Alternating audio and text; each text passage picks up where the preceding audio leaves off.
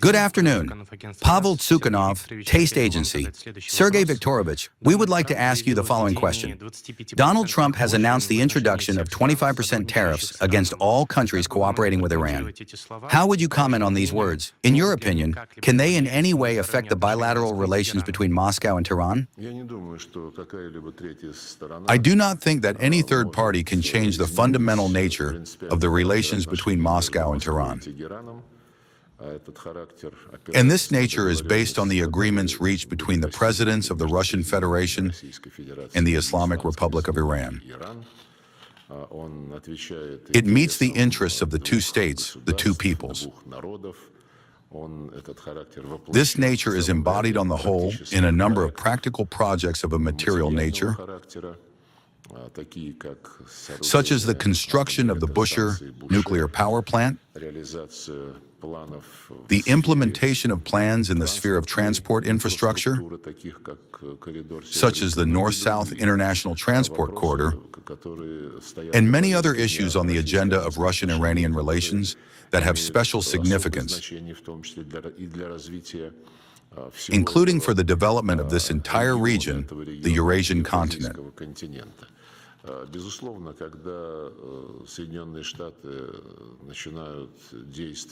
Certainly, when the United States begins to act by ignoring all those norms, which the Americans themselves promoted,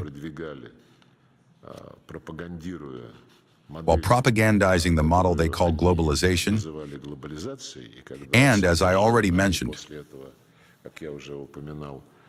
when they themselves, after that, abandoned all of their principles, of course,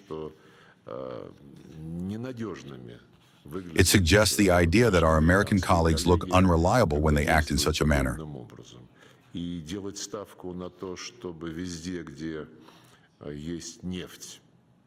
And to base their strategy on the idea that wherever there is oil or other important strategic natural resources,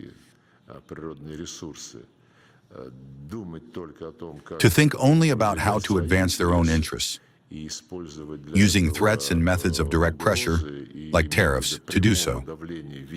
They have announced, or rather, have announced 25% tariffs to Iran's partners.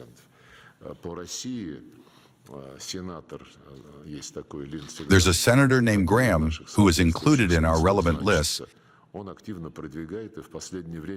has clearly come alive lately, and is actively promoting an initiative for 500% duties on trade with all countries that trade with the Russian Federation. Well, this may, of course, cause a smile, anger, or rejection,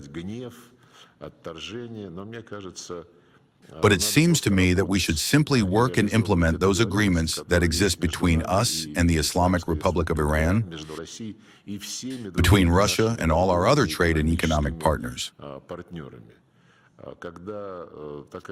When such a powerful country as the United States acts with such unscrupulous methods, methods of unscrupulous competition, it speaks only to the fact that the competitive positions of the United States are consistently deteriorating.